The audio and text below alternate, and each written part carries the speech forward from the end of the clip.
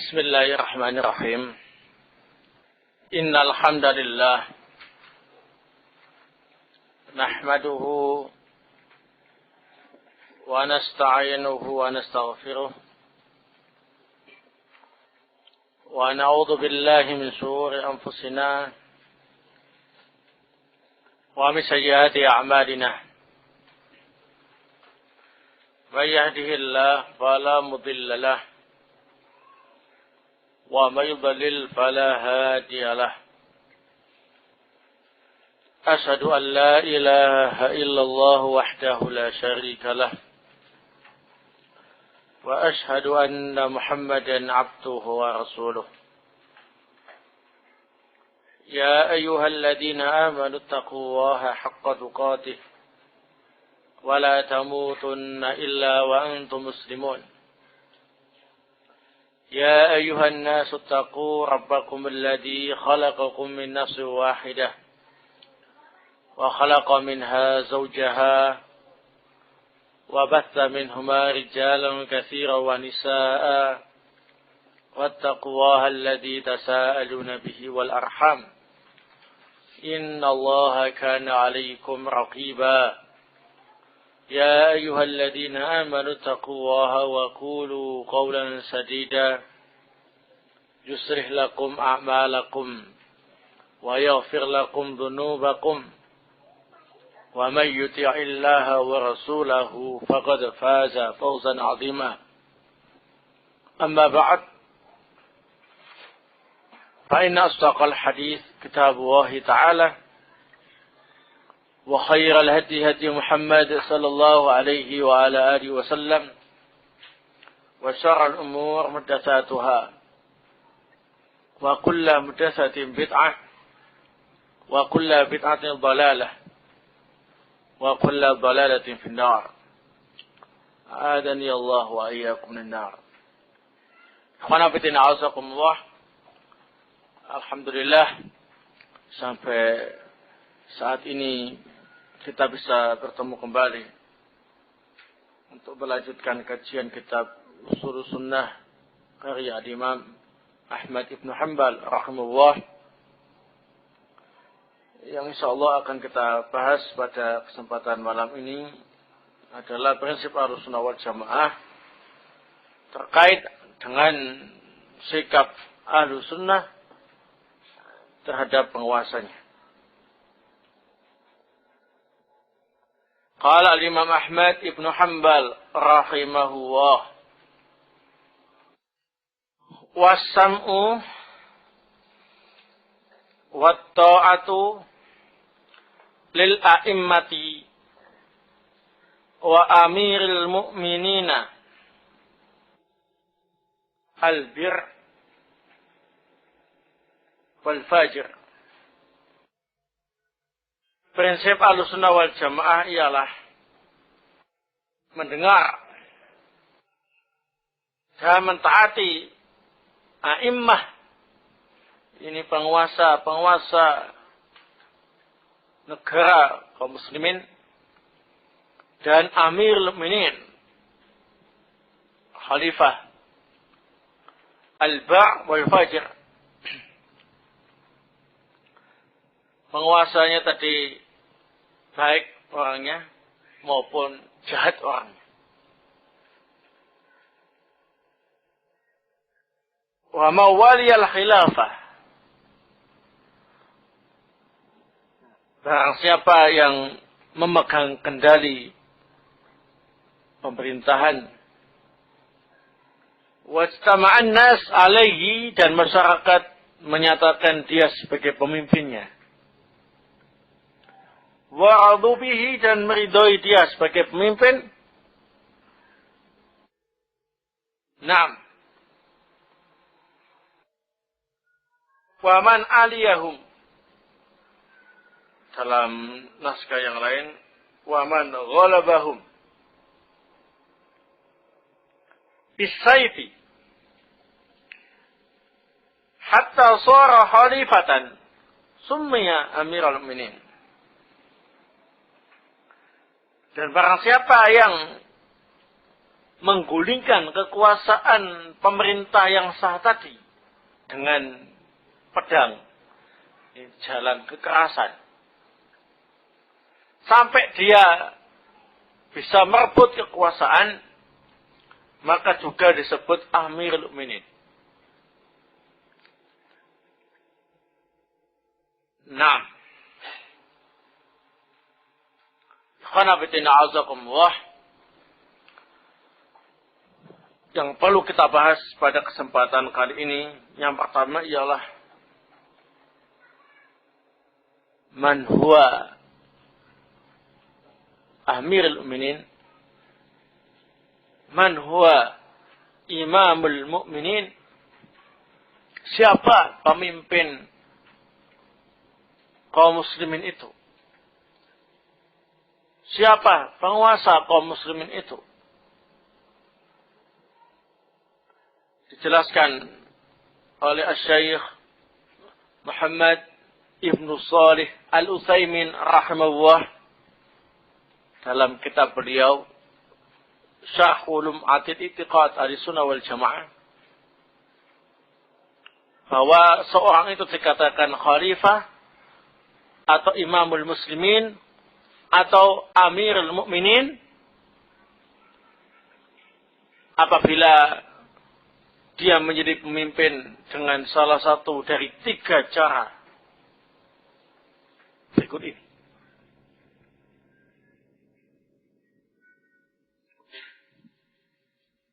Tiga cara ini bukan berarti semuanya benar, tapi semuanya dianggap sah untuk menyatakan orang itu ialah pemimpin. Nah, yang pertama,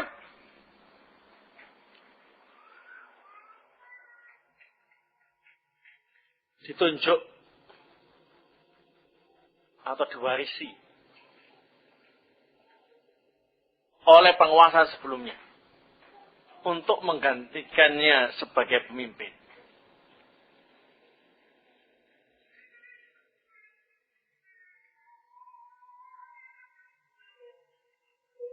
Nah, seperti Abu Bakar As-Siddiq radhiyallahu taala anhu yang menunjuk Umar ibn Khattab radhiyallahu taala anhu sebagai penggantinya menjadi khalifah. Nah, tanpa pemilu. Nah, jadi Abu Bakar menunjuk Umar bin Khattab sebagai penggantinya.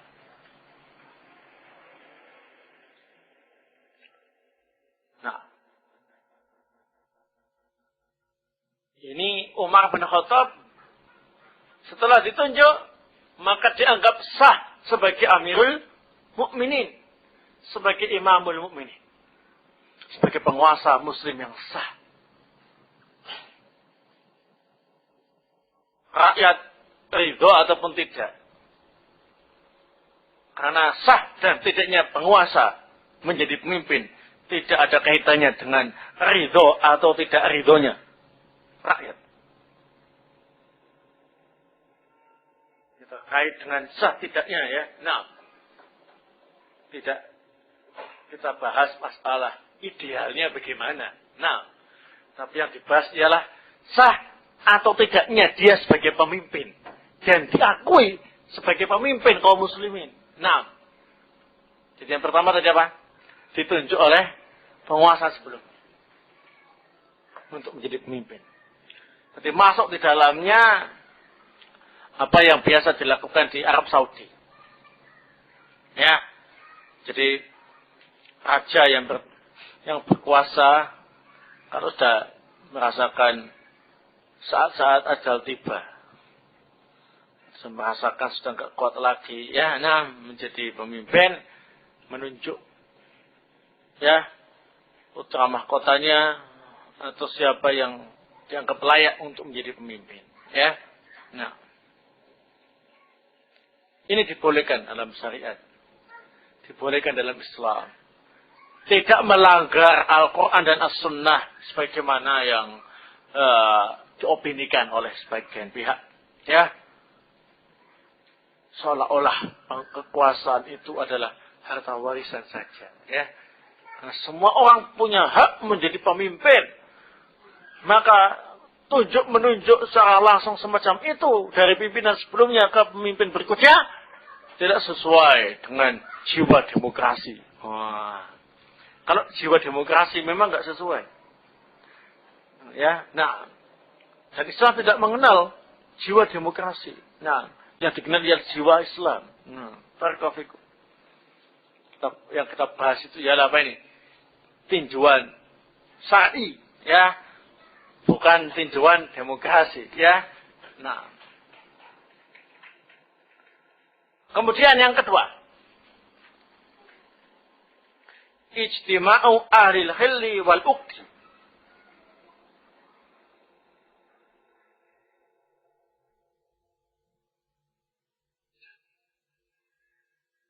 Yakni atas dasar musyawarah dari ahlul khilli wal uqti. Ini para ulama dan para ilmuwan yang memahami tentang Islam dan juga tentang ketatanegaraan.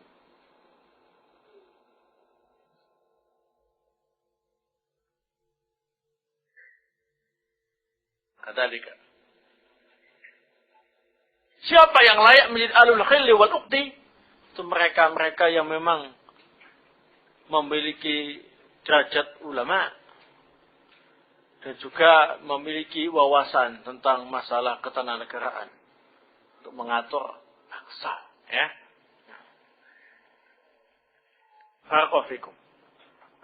Bisa juga mereka ini ditunjuk oleh penguasa yang sebelumnya. Nah, sebagaimana Utsman ibn Affan radhiyallahu taala anhu terpilih berdasarkan apa ini? Kesepakatan. Naam. Ahlul khilli wal uqti. Yang anggotanya ialah beberapa sahabat. Ini juga boleh dalam syariat. Sah Utsman ibn Affan menjadi penguasa muslim saat itu. Kadzalika. Ya. Barakallahu fikum. Khalas. Dua cara inilah yang dianggap cara yang paling ideal dalam Islam untuk memilih seorang pemimpin. Adapun cara-cara yang lain itu adalah penyimpangan dan dikatakan salah caranya, sekalipun hasil yang mereka lakukan sampai membuat cita-cita mereka kesampaian, itu pimpinannya betul-betul jadi pemimpin, itu dikatakan sah sebagai pemimpin juga, tetapi cara yang ditempuh salah.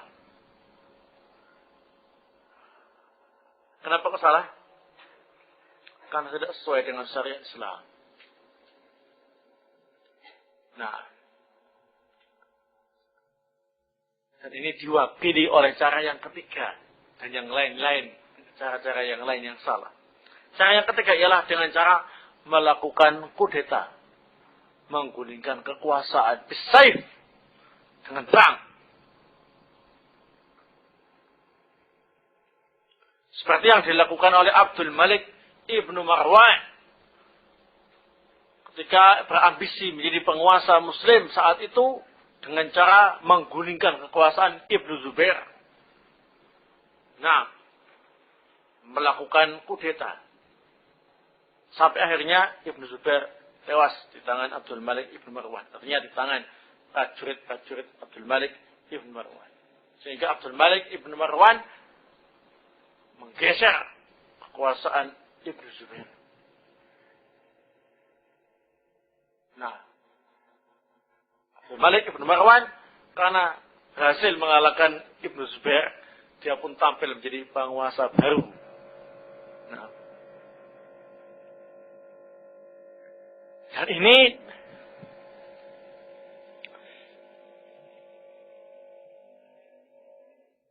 dari sisi cara mencapai tujuannya tadi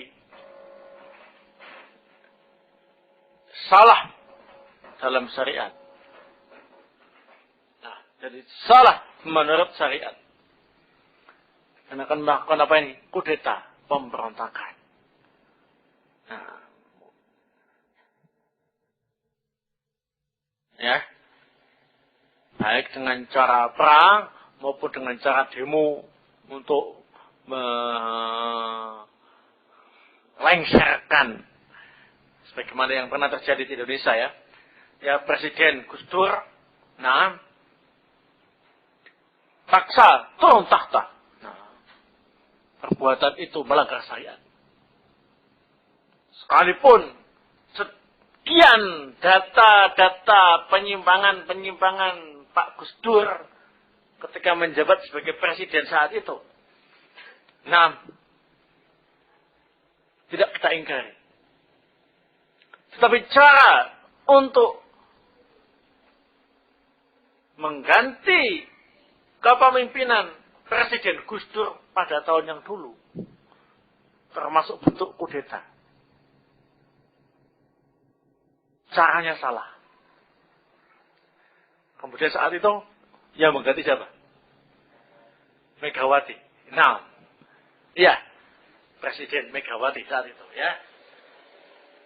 Karena sudah terganti dengan Megawati, maka Megawati sah sebagai pemimpin kaum muslimin Indonesia. Sekalipun cara mendapatkannya dengan cara yang salah, yakni melengsarkan Gus Dur dari kursi kepresidenan. Barakallahu. Ini salah satu cara mewakili cara-cara lain yang salah. Berarti kalau pilihan presiden dan wakil presiden tahun 2009 nanti yang dipilih langsung oleh rakyat, naam, coblosan, itu salah juga. Naam. Tidak sesuai dengan syariat Islam. Tapi sesuai dengan jiwa demokrasi. Naam. Memang demokrasi bukan bagian dari Islam. Naam. Cara yang paling demokratis. Naam, betul. Sorry. Naam. Sorry. Betul. Naam. Sorry jidan. Betul sekali. Naam. Tapi tidak sesuai dengan jiwa Islam. Kalau itu demokratis, naam. Tapi tidak sesuai dengan apa ini? Jiwa Islam. Bagaimana dengan hasilnya nanti? Misalkan, pada pemilu tahun 2009 nanti, nah, ini orang, yakni Megawati, menang lagi. Nah, seperti masa melengsarkan Gus Dur dulu itu. Nah, dan resmi sebagai pemimpin, ya sudah, sah jadi pemimpin kita. Walaupun dengan cara yang salah. Al-Muhim, Ahlussunnah wal Jamaah, itu punya dua prinsip dalam masalah ini. Yang pertama, mereka berusaha untuk memilih pemimpinnya dengan cara yang benar. Yakni dibenarkan dalam aturan syariat.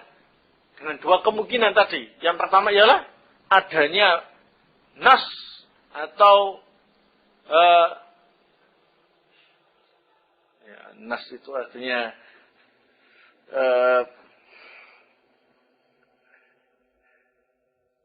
tunjuk, ya, nah, penunjukan dari pemimpin yang lama ke pemimpin yang baru.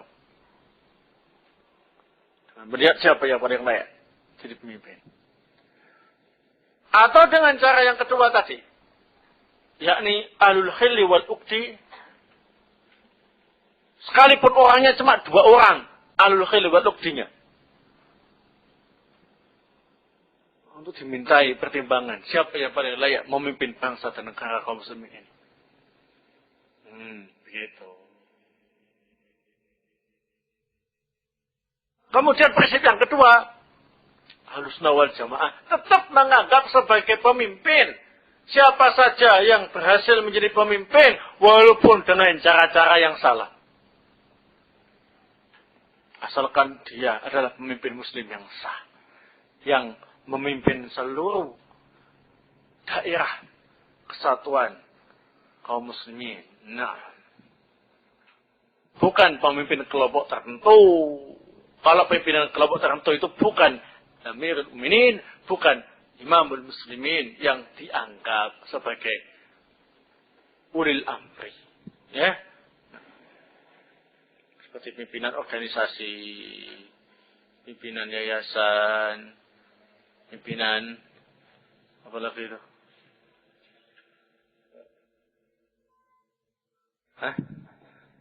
Pimpinan sekolah, kepala sekolah ya. Dan yang sejenisnya, barakallahu fikum, atau pemimpin majelis taklim ya. Itu bukan ulil amri yang dimaksud. Kenapa? Karena kekuasaannya hanya terbatas dalam ruang lingkup yang kecil. Dan tidak punya kekuasaan mutlak di daerahnya. Artinya dia hanya berkuasa di majelis taklimnya, tapi masih di bawah kendali kekuasaan pemerintah, ya kan? Kadzalika. Itulah yang dimaksud dengan khalifah.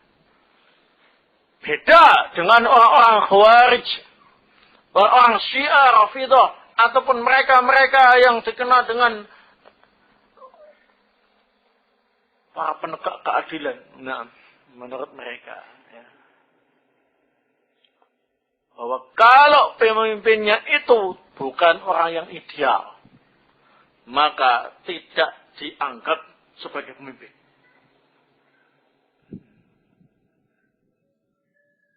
Kadzalik.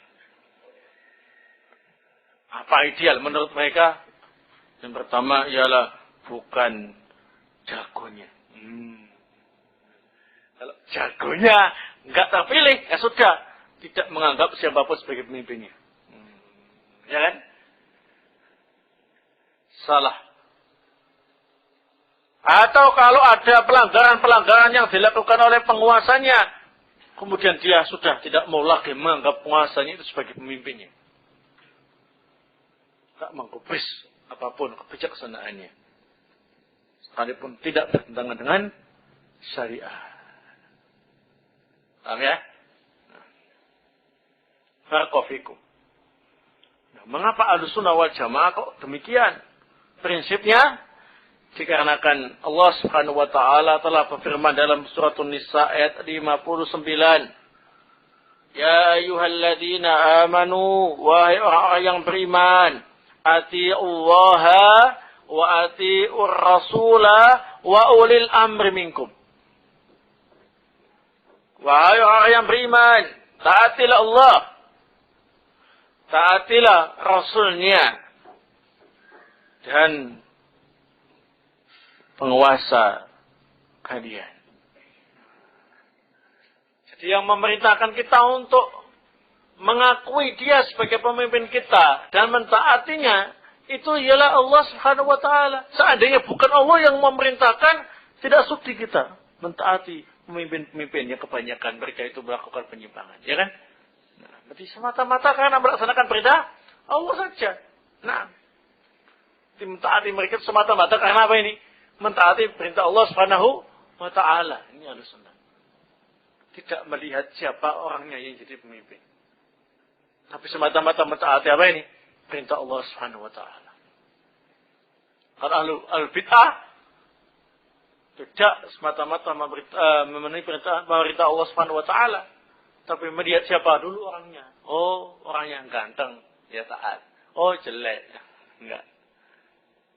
Oh, itu dari partai lain, enggak mau taat. Oh, itu partai saya yang menang itu ya, taat ya.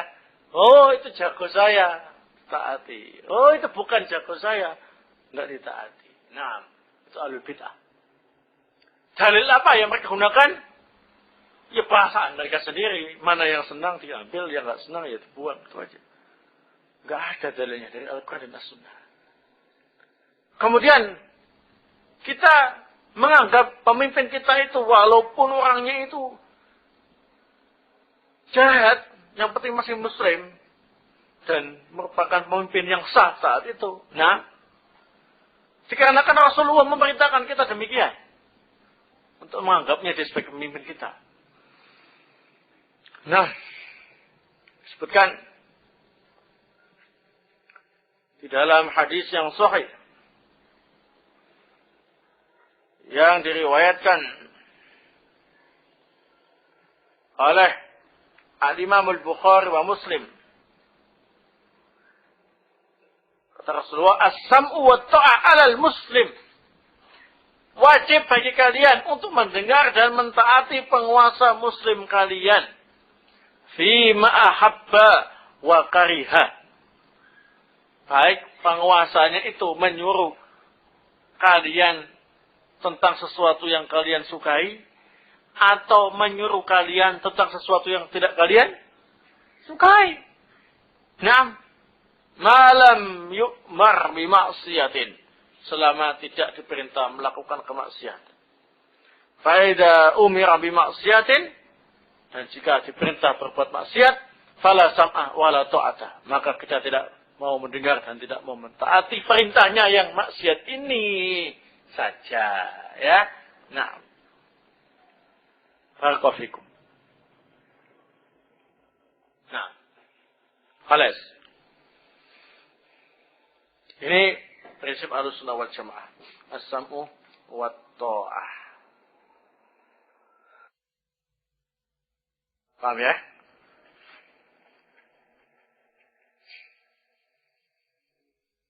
Kemudian hukum memilih seorang pemimpin kaum muslimin menjadi penguasa negara kaum muslimin, ya. Hukumnya ialah fardu kifayah.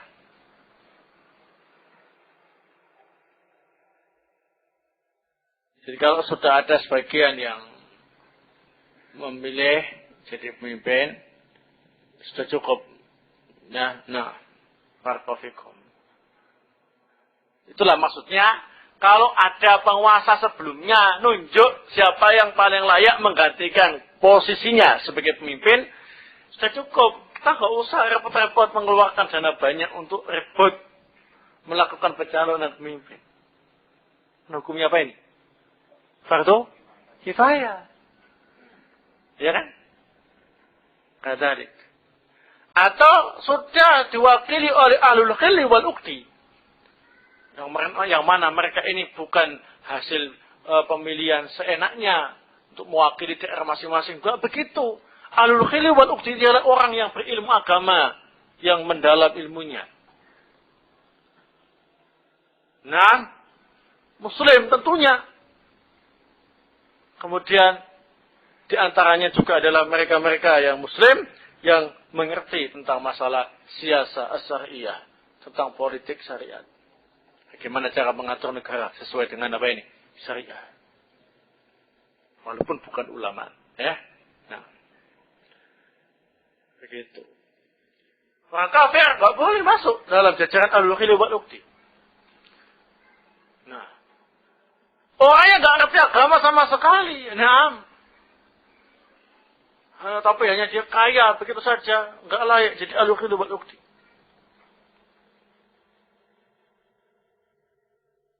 Barakallahu fikum.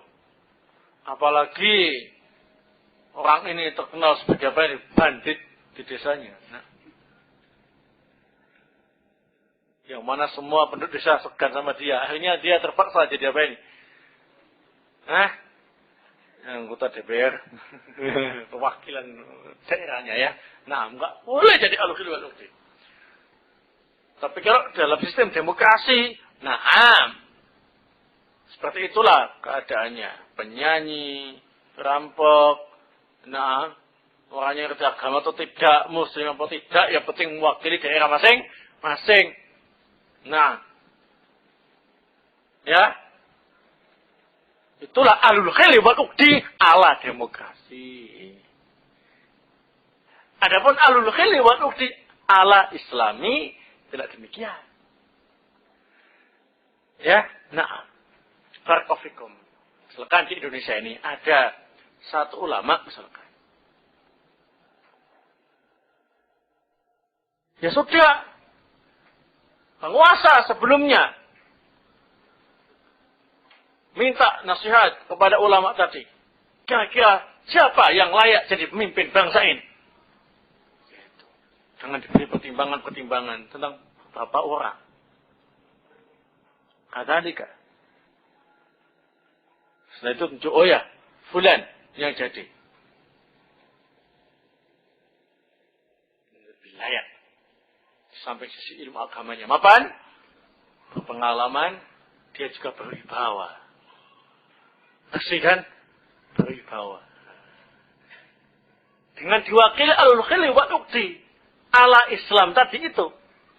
Sudah kewajiban untuk menegakkan atau memilih pemimpin muslimin, pemimpin negara kaum muslimin, sudah gugur kewajibannya bagi yang lain.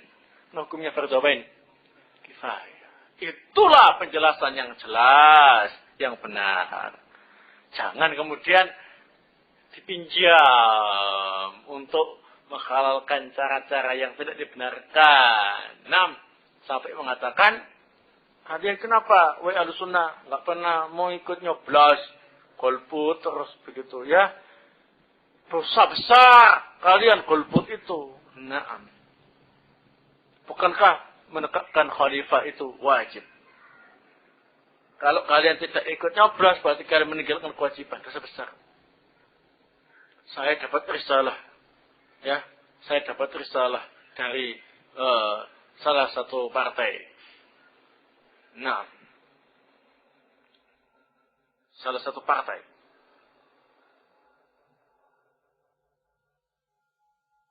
Ini ada penyusup nggak?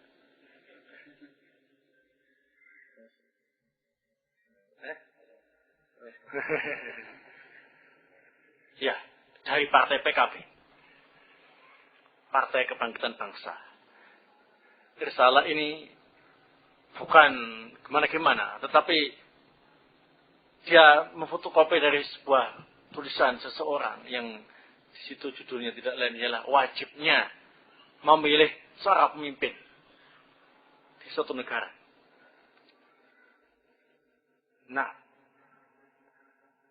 Dan barang siapa yang golput, maka dia telah melakukan dosa besar. Karena meninggalkan kewajiban. Gitu. Ternyata, sekarang ini pendiri PKB, Bapak Gus Dur itu, menyerukan golput. Ayo. Berarti kamu nuduh Gus Dur dosa besar. Kadzalika. Benar. Ya? Benar itu. Dia sudah memfatwakan ke semua jajaran PKB untuk golput di arena pemilu 2009 nanti. Dikarenakan pencalonan dari anggota-anggota legislatif dari PKB tidak diterima KPU. Dan juga pencalonan diri beliau untuk menjadi presiden ditolak. Begitu ngapain ikut pemilu? Golput saja katanya begitu. Serukan golput. Ya. Tapi saya yakin golputnya Gus Dur dengan golputnya kita tidak sama. Sesuai dengan pernyataannya sendiri ya kan. Kalau golput beliaunya itu, ya tadi itu. Karena memang apa ini? Sakit hati. Kecewa. Dengan kebijaksanaan KPU. Kalau kita kecewa dengan sistem yang ada. Hati lebih apa ini, Pak? Lebih mengakar, ya. Barakallahu fikum.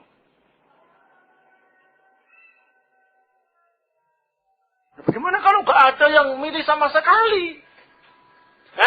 Oh, kata siapa? Yang milih sama nggak milih, ya milih. Barakallahu fikum. Seandainya tidak ada yang memilih presiden tahun 2009, yakni pemilu dibubarkan, nggak ada istilah pemiluan, bagaimana? Thayyib. Diserahkan kepada Ahlussunnah? maka mengikuti cara yang disyariatkan dalam Islam. Rakyat ridho ataupun tidak ridho. Naam. Nah. Kadzalika. Sudah. Siapa di sini yang sanggup? Naam. Tunjuk. Tapi Ahlussunnah wal Jamaah dengan prinsipnya terhadap penguasa, sekali lagi tidak ada sedikit pun ambisi untuk menjadi pemimpin. Dikarenakan ambisi menjadi pemimpin bukan termasuk sifat dasar Ahlussunnah wal Jamaah. Karena memimpin itu bukanlah kebanggaan bagi Ahlussunnah, tetapi itu merupakan sesuatu yang sangat mengkhawatirkan. Amanah yang cukup besar yang bila tidak ditunaikan akan menjadi penyesalan dan kerugian di hari kiamat nanti. Allahul musta'an. Insyaallah prinsip selanjutnya akan saya sampaikan pada isya. Wallahu taala alam bissawab. Bismillahirrahmanirrahim. Innal hamdalillah wassalatu wassalamu ala Rasulillah wa ala alihi wa sahbihi wa man tabi'ahu bil huda ila yaumil qiyamah. Amma ba'd. Ikhwana fillah a'azakumullah.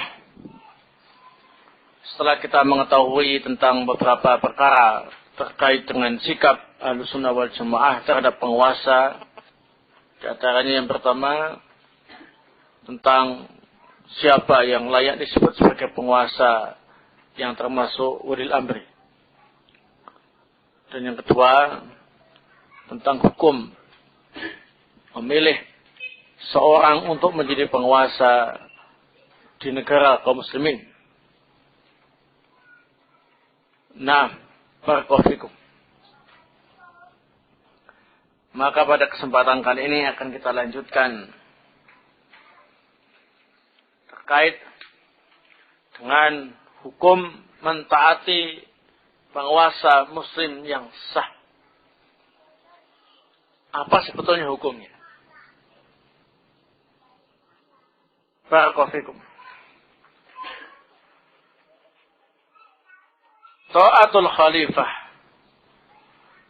wa ghairuhu min wulatil umur wajibah fi ghairi maksiatillah. Mentaati khalifah atau ulil amri yang lain, hukumnya wajib. Ya, hukumnya wajib selama tidak dalam kemaksiatan kepada Allah Subhanahu wa taala. Berdasarkan Al-Qur'an surat An-Nisa ayat 59 yang telah kita baca tadi, ya ayyuhalladzina amanu atiiullaha wa atiiur rasul wa ulil amri minkum. Ini perintah. Hukum asal perintah itu wajib. Sampai ada dalil yang memalingkan dari wajib ke sunnah. Dan dalil itu tidak ada. Berarti hukum asal perintah itu ialah wajib. Mentaati Allah wajib. Mentaati Rasulullah wajib. Mentaati ulil amri, penguasa muslim yang sah dengan definisi penguasa yang disampaikan oleh Ahlussunnah tadi, itu wajib. Wajibnya dalam rangka mentaati perintah Allah. Tidak melihat siapa penguasanya, tapi dengan melihat perintah dari Allah. Semata-mata melaksanakan apa ini? Perintah Allah. Wajib. Termasuk juga dalam hadis yang kita sebutkan tadi, hadis riwayat Bukhari Muslim. As-sam'u wa ta'ah 'alal muslim fima ahabba wa kariha ma lam yu'mar bi ma'siyah. Fa idza umira bi ma'siyah fala sam'a wa la ta'ata. Wajib mendengar dan taat kepada penguasa muslim yang sah. Baik perintahnya itu kita sukai atau tidak kita sukai. Selama tidak memerintah kemaksiatan. Jika memerintah kemaksiatan, maka kita tidak mau menuruti kemaksiatannya tadi itu. Berarti kalau ada orang yang tidak mau mentaati penguasanya dalam perkara yang tidak ada pelanggaran syariat, berarti hukumnya apa ini? Berdosa. berdosa. Nah, berdosa.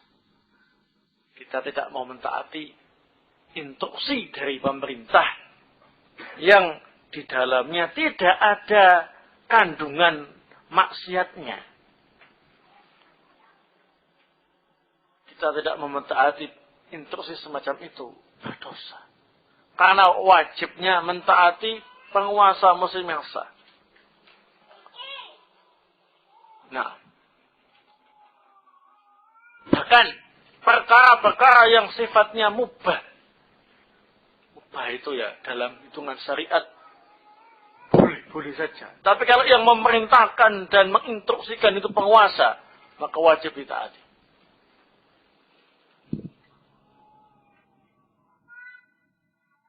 Termasuk kalau perintahnya itu bertentangan dengan pendapat kita dalam perkara yang memang boleh beda.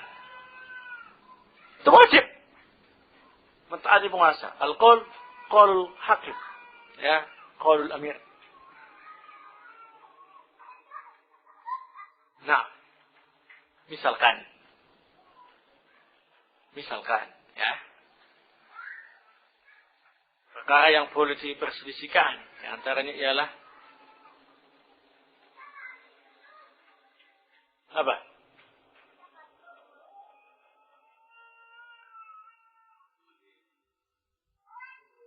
Dalam salah syariat yang boleh diperselisihkan. Lain lagi, di dalam syariat itu kan ada masalah-masalah ijtihadiyah, fikih ya, yang boleh diperselisihkan. Bukan yang sedang diperselisihkan, bukan. Bukan yang menyelisih syariat, bukan. Ya, nah. Ada yang mengatakan wajib, ada yang mengatakan sunnah. Itu dia. Nah.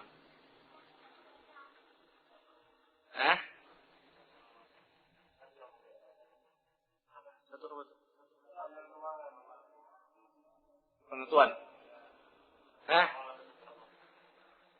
Terus perbedaannya dalam hal apa?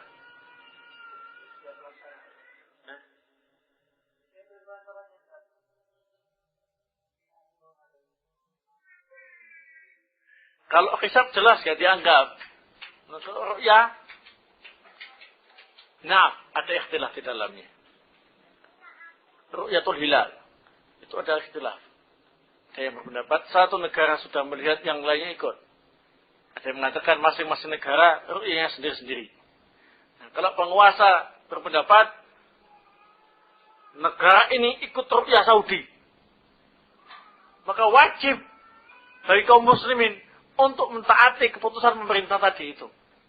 Sekalipun kita misalkan memilih pendapat yang mengatakan ru'yah itu di masing-masing negara sendiri-sendiri. Nanti kalau kita yang jadi penguasa, cabut keputusan itu, ganti keputusan yang baru. Ru'yah sendiri-sendiri. Maka bagi yang lain yang bukan penguasa, yang sudah mengikuti pendapatnya pertama tadi, wajib ikut ru'yah sendiri-sendiri. Gitu.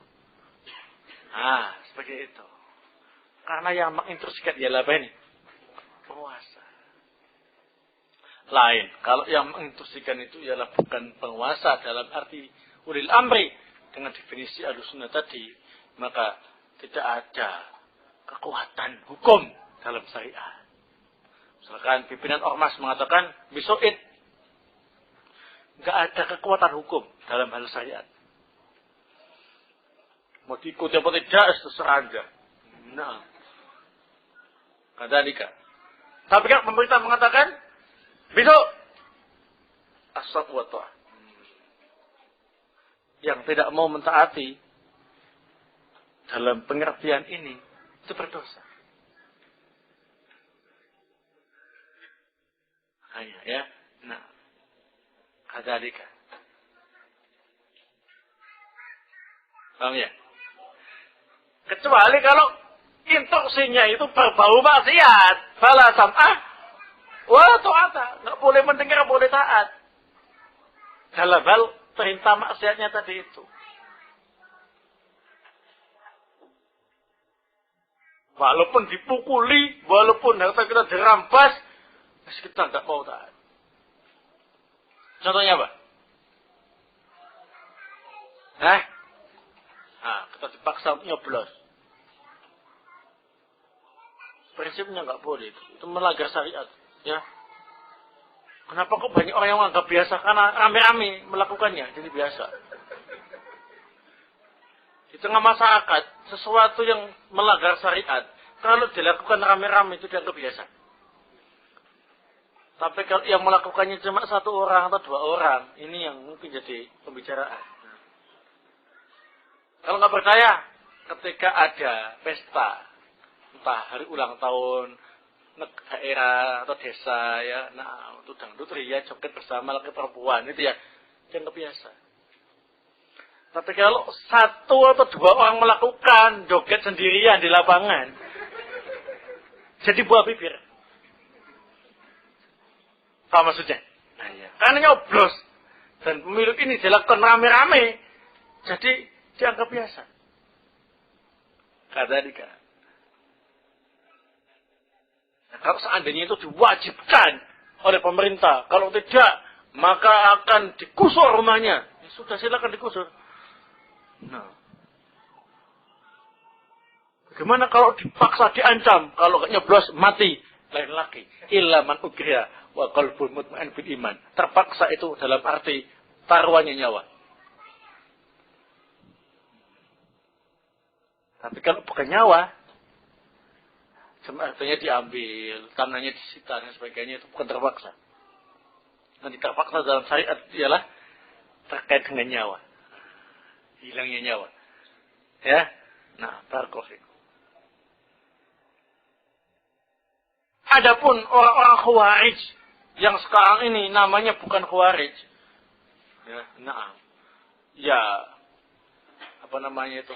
Menjelma menjadi ormas-ormas tertentu atau parpol-parpol tertentu atau individu-individu tertentu. Adakah sekarang berita tentang organisasi khawarij internasional atau internasional? Enggak ada. Tapi kalau gaya-gaya gerakannya itu, ada. Ya sudah, itu termasuk khawarij. Mereka ini orang khawarij. Begitu pemerintahnya memerintahkan sekali saja perkara maksiat, atau mereka menyaksikan dengan mata kepala mereka pemerintahnya melakukan kemaksiatan, sekali saja, sudah la sam'a wala ta'ata abada. Mau nyuruh yang baik atau yang jelek, kami tidak mau mendengar, kami tidak mau taat. Anda tidak layak jadi pemimpin kami. Maka ditunjuklah Amirul Mukminin di kalangan mereka. Allah mereka sendiri. Ya, Kadzalika. Apa dalilnya Ahlussunnah? Kok yang tidak ditaati cuma yang maksiat saja, tapi yang lainnya tetap ditaati, enggak boleh memberontak, enggak boleh melengsarkannya. Hadis Rasulullah sallallahu alaihi wasallam riwayat Imam Muslim dalam kitab Al-Imarah dari Auf bin Malik radhiyallahu taala anhu. Rasulullah bersabda, "Illa man wali alaihi walin fara'ahu ya'ti syai'an min maksiatillah falyakrah ma ya'ti min maksiatillah wa la yanzi'anna yada min ta'ah." Kalau ada penguasa kalian yang kalian melihat melakukan kemaksiatan, maka bencilah kemaksiatannya. Dan jangan melepaskan tanganmu dari ketaatan kepada penguasa tadi dalam hal yang lain. Ini hadis yang cukup jelas. Ya. Jadi, jangan sampai salah paham dengan hadis tadi. Wala sam'ah wala tu'ata. Kalau diberitahu maksiat wala sam'ah wala tu'ata, sudah tidak ada mendengar, tidak ada kata taat, karena sudah merintah maksiat. Abada dalam segala hal. Oh, gitu ya. Berarti mereka mengambil dalil itu seenaknya sendiri, ya, tidak diambil secara utuh, ya. Nah, biasa, ya, al-bid'ah begitu. Dalam hadis riwayat Imam Muslim jelas, fal yakkah ma ya'ti min maksiatillah wa la yanzi'anna yadan min ta'ah.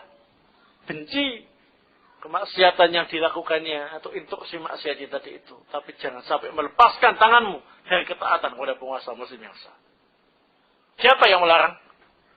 Rasulullah sallallahu alaihi wasallam. Kita tidak boleh melakukan semacam itu karena semata-mata ada larangan dari Rasulullah.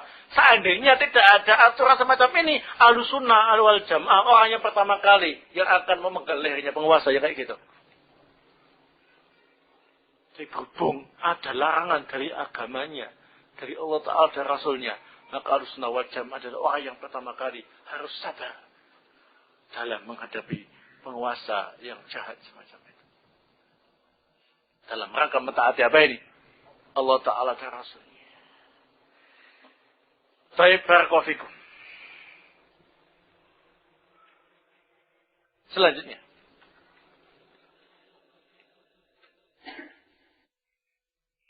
Kita lihat contoh-contoh mentaati penguasa. Walaupun orangnya jahat. Yang penting muslim.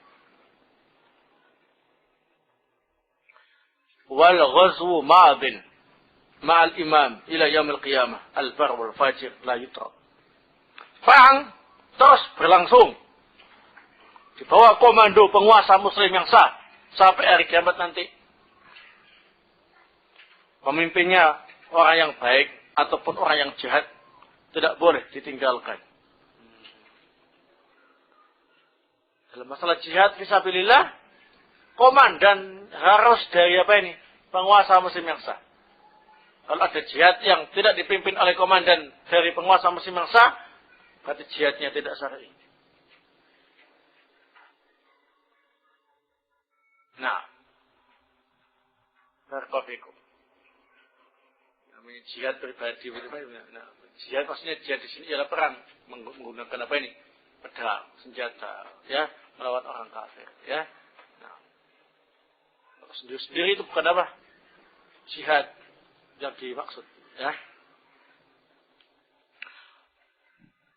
Nanti akan kita bahas sendiri masalah jihad. Wa qismatul fai' wa iqamatul hudud ila al-a'immah ma'adhin laisa li ahadin ayat ana 'alaihim wa la yunazi'ahum. Pembagian fai' itu rampasan perang tanpa melakukan peperangan. Nah, belum perang orangnya sudah lari, ya. Akhirnya kaum muslimin bisa menikmati harta-harta yang mereka tinggalkan. Namanya apa ini? Fai'. Pembagian fai'. Kemudian pelaksanaan hukuman, tindakan kriminalitas. Diserahkan kepada penguasa muslim yang sah. Dan terus berlaku aturan ini. Tidak ada seorang pun yang boleh mencela penguasanya. Dan tidak boleh pula menyelisih penguasanya. Masalah perang, ghanimah, fai', ya. Silakan penguasa, nanti penguasa yang bagi, kamu dapat sekian, sesuai dengan pembagian syariat, ya. Menghukum orang yang melakukan tindakan kriminalitas, orang ini zina, hukumannya rajam, yang merajam itu penguasa. Bukan berarti penguasanya sendiri yang harus merajam, tidak, tetapi atas dasar instruksi dari penguasa. Ini harus dieksekusi mati. Ini harus dipenggal, apa ini, lehernya harus dipotong tangannya, nah, dan lain-lain. Itu penguasa yang melaksanakannya, bukan individu masing-masing. Ya,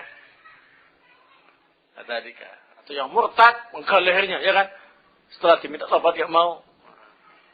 Kalau kalian punya tetangga, nah, menyatakan terang-terangan murtad dari Islam, jangan dipenggal lehernya sendiri, ya, nah. Itu namanya menyelisih penguasanya. Ya, nggak boleh. Aturannya demikian.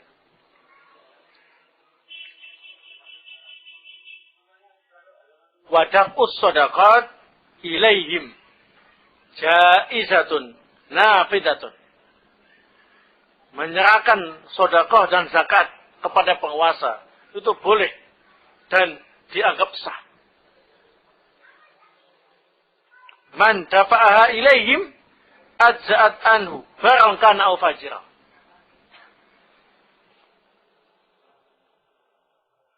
Nah, barang siapa yang menyerahkan zakat atau sedekah pada penguasa, maka dianggap sah penguasanya orang baik ataupun orang jahat. Zakatnya disalurkan kepada yang berhak menerima ataupun tidak. Ya. Nah, barakallahu. Ya. Bagaimana kalau penguasa mewajibkan pembayaran zakat harus kepada pemerintah dan jajaran-jajarannya yang telah ditunjuk? Maka wajib bagi kita menyerahkan zakat itu pada penguasa. Tidak boleh kepada amil-amil yang lain. Harus amil yang resmi dari pemerintah. Bukan amil takmir masjid atau yang sejenisnya. Itu bukan amil yang resmi dari Islam dan dari syariat. Ya. Kecuali kalau pemerintah membolehkannya, itu ya, namanya amil juga. Tapi cadangan. Amil inti ialah amil resmi dari pihak pemerintah. Saya bukan berarti kampanye untuk mendukung pemerintah, bukan begitu ya. Lah prinsip gitu ya. Karena saya meragukan, nanti jangan-jangan nggak diserahkan kepada yang berhak menerimanya. Nanti gimana zakat saya? Zakatnya sah, sempurna zakat Anda. Masalah mereka menyalahgunakan penyaluran zakat itu tanggung jawab penguasa di depan Allah Subhanahu wa taala. Nah. Paham ya? Wa salatul jum'ati khalfahu wa khalfa man wallahu jaizah baqiyah tammah rakatain. Man a'adahuma fa huwa mubtadi tarikun lil athar mukhalifu lis sunnah laisa lahu min fadil jum'ah syai' idza lam yara shalah khalfal a'immah man kanu barahum wa fajirahum fas sunnah bi ayusalli ma'ahum rakatain wa tadayyana bi anna ta'amah la yakun fi sadrika min dzalika syai'. Salat Jumat di belakang penguasa atau yang ditunjuk oleh penguasa itu boleh dan sah 2 rakaat. Dan ya memang masjid-masjidnya itu dibangun penguasa semuanya ya. Nah, dan imam-imam masjid itu yang menunjuk ialah penguasa. Bahkan penguasanya sendiri kalau hari Jumat itu ada istilah safari Jumat. Nah, gantian dari masjid ini ke masjid yang lain. Tampil sebagai khotib sekaligus apa ini? Imam. Ya. Maka Ahlussunnah wal Jamaah sholat di belakang mereka. Pemerintahnya itu orangnya baik atau jahat. Ya. Nah. Sholatnya ala sunnah atau tidak. Nah. Ya. Sah. 2 rakaat. Karena siapa yang menganggap tidak sah sholat Jumatnya, kemudian mengulangi sholat Jumatnya sendiri. Nah, dikatakan gak sholat, tadi yang jadi imam kok penguasa. Wah, itu KKN itu. Nah, langsung dia habis sholat Jumat sama penguasa, keluar, ngulangi lagi sholat Jumatannya, maka dia telah meninggalkan azan, menyelisih sunnah, dan tidak mendapat keutamaan sholat Jumat sedikit pun. Sampai dia menganggap sahnya sholat Jumat di belakang penguasa, yang orangnya baik atau jahat. Menurut sunnah, kita tetap sholat bersama mereka 2 rakaat saja. Dan kita anggap itu sempurna dan tidak punya ganjalan di hati sedikit pun tentang masalah ini. Oh, saking taatnya itu. Nah, bukan berarti Ahlussunnah wal Jamaah orang yang lebih enggak dalam mereka mentaati Allah Ta'ala dan Rasulnya. Kalau seandainya tidak ada aturan dari Allah Ta'ala dan Rasulnya, Ahlussunnah dan orang yang pertama kali yang mengusir para penguasa untuk jadi imam dan khotib. Karena memang enggak layak jadi imam dan khotib. Ya, nah. Ahlussunnah lebih mampu menjadi apa ini? Khotib dan imam daripada penguasanya. Ya, nah. Tapi karena prinsip enggak boleh dilanggar, tetap. Ini betul, al-bid'ah begitu. Nah, ini sudah mangkel sama pemimpinnya, jadi khotib, jadi imam. Nah, mau keluar saat itu nggak bisa ya ikut sholat, tapi keluar masjid langsung sholat Jumatan lagi dianggap tadi tidak sah. berarti mubtadi. Barakallahu. Nah, ini contoh-contoh kita harus mentaati penguasa dalam hal-hal yang baik, yang tidak bertentangan dengan syariat. Ya, nah, termasuk yang lainnya. Yang lainnya, ingat, selama tidak bertentangan dengan apa ini? Syariat. Kalau bertentangan dengan syariat, jangan ditaati. Ya, kenceng. Larangan kenceng, ya. Nah, kecuali kalau terpaksa dalam arti nyawa ancamannya. Nah, ya, barakallahu. Adapun pembahasan berikutnya insyaallah taala terkait dengan hukum menggulingkan kekuasaan atau memberontak. Nah, ya. Bagaimanakah macam-macam dan model-model pemberontakan? Nah, dan bagaimana pula pandangan Ahlussunnah wal Jamaah terhadap para pemberontak? Baik, insyaallah akan saya sampaikan pada pertemuan yang akan datang. Mudah-mudahan bermanfaat. Wa sallallahu ala nabiyyina Muhammad wa ala alihi wa sahbihi wa sallam. Walhamdulillahi rabbil alamin. Kenapa? Pengasah. Maksudnya? Zakat apa? Nah, zakat mal itu harus setahun sekali, bukan tiap bulan. Nanti tidak dianggap zakat. Tidak sah sebagai zakat. Kalau kita niati sodako ya nggak masalah, ya. Nah, tapi kan dianggap zakat mal nggak bisa. Zakat mal itu syaratnya harus telah mencapai haul, pegang tangan setahun, ya. Nah, kalau tiap bulan itu ya nggak ada.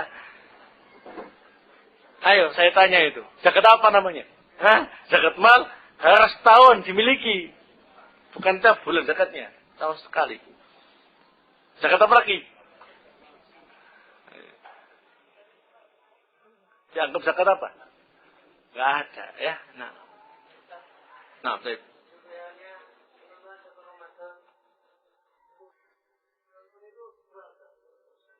Salat Id menyelesaikan pemerintah.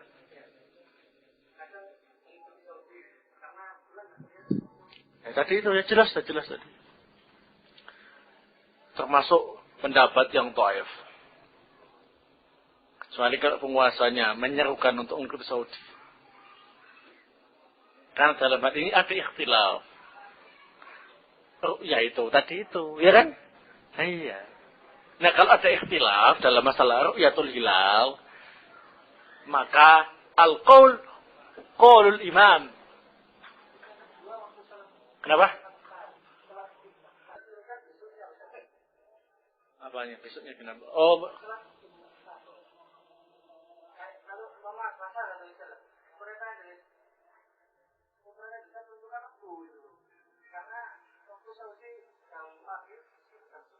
bukan masalah waktu jam-jam Saudi. Ini permasalahan tadi itu.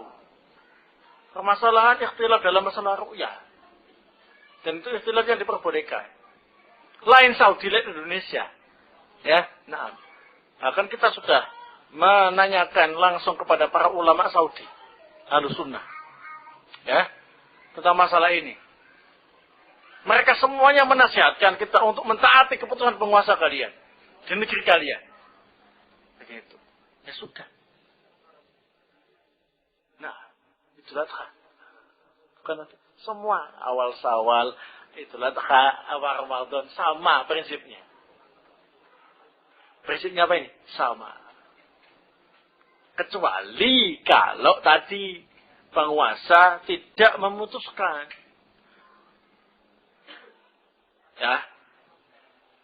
Enggak cawe-cawe penguasa. Terserah kalian. Penguasa tidak punya keputusan. Nah, ya kan? Keputusan terserah kalian. Penguasa tidak punya keputusan. Nah, berarti itu silakan masing-masing orang apa ini? Mengikuti pendapat masing-masing. Ya. Sebagaimana kalau sholat, tasyahud kan ada yang gini. Cuma isyarat saja. Ada yang tahrik, ya kan? Itu ikhtilaf. Penguasa nggak ikut-ikut campur dalam masalah itu. Ya sudah kalau begitu. Ada yang gini silakan. Ada yang menggerak-gerakkan jari, ya silakan. Tapi kalau penguasa sampai mengeluarkan SK para jamaah dan juga semua kaum muslim di Indonesia, kalau sholat tidak boleh tahrik, harus gini. Maka wajib semuanya ketika sholat tidak tahrik. Sekalipun dia berpendapat secara pribadi, tahrik. Kapan diamalkan? Nanti kalau Anda sendiri jadi penguasa. Sebagaimana Umar bin Khattab radhiyallahu taala anhu ketika mendengar kebijaksanaan Abu Bakar Siddiq radhiyallahu taala anhu ketika memerangi mereka-mereka yang menolak bayar zakat. Abu Bakar memberi keputusan mereka dianggap murtad. Nah, dan anak-anaknya boleh ditawan. Gitu. Di dalam syariat ini ada ikhtilaf. Anak-anak mereka kan masih muslim. Anak muslim turunan, ya kan? Orang tuanya ini nggak mau bayar zakat. Sehingga dianggap apa ini? Murtad. Ya. Apakah anaknya ikut murtad apa tidak, ya kan? Ada yang mengatakan mereka ini tidak boleh ditawan karena nggak ikut-ikut. Ada yang mengatakan ditawan. Abu Bakar selaku penguasa saat itu memutuskan mereka ditawan. Umar bin Khattab secara pribadi berpendapat mereka tidak boleh ditawan. Tapi Umar bin Khattab kemudian langsung mentaati keputusan Abu Bakar Siddiq. Setelah Umar menjadi khalifah, tawanan-tawanan perang dari keturunan orang-orang yang tidak bayar zakat tadi itu dibebarkan semua sama Umar. Di sini ada faedah, ya akhi. Nah, bahwasanya al-qaul qaul hakim dalam permasalahan yang diikhtilafkan. Dan ada perbedaan pendapat yang memang boleh berbeda dalam masalah ijtihadiyah. Kalau imam sudah memutuskan, itu yang dipakai ialah ucapan apa ini? Imam, ucapan penguasa. Kadzalika. Termasuk itu.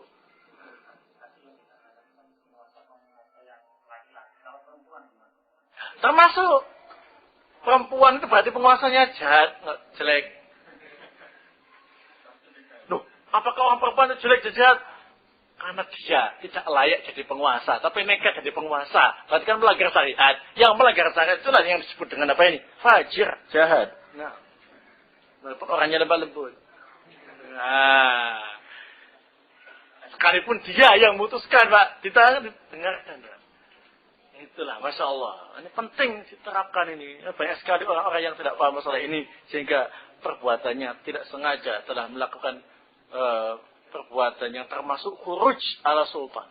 Memberontak. Walaupun tidak secara apa ini? Fisik. Sebagaimana akan kita bahas pada kesempatan yang akan datang. Nah, ya. Seperti itu. Jadi kalau keputusan Idul Adha, Idul Fitri atau awal Ramadan, pemerintah itu gak ikut-ikutan. Nah, silakan kalian. Mau rukyah ikut Saudi atau rukyah sendiri-sendiri silakan. Tapi kalau penguasa ikut-ikutan, memutuskan harus rukyah sendiri. Nah, berarti kita pakai ucapan penguasa kita. Walaupun kita secara pribadi condong ke rukyah Saudi. Ngerti ya? Nah, seperti itu. Itu prinsip yang benar. Nah, ternyata kenyataannya penguasa ikut-ikutan. Sampai menerjunkan tim rukyah di 40 lebih titik gitu ya. Habis itu dipanggil semua, ada sidang keputusan. Nah, diputuskan palunya, besok itu. Nah, yang cewer-cewer dan menyelisih penguasa. Nah itu, bibit-bibit Khawarij. Apalagi cewer-cewernya bukan dalam rangka membela rukyahnya, bela hisabnya. Naudzubillah dia. Sudah, caranya hisab. Yang kedua, berani melanggar keputusan pemerintah. Dalam hal yang wajib kita taati. 2 kali penyimpangan.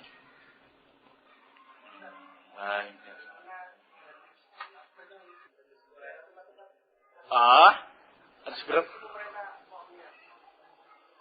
Oh, begitu. Itu bukan menyelisih pemerintah. Tapi itu karena tidak berlaku di daerah yang tidak ada penguasanya di situ.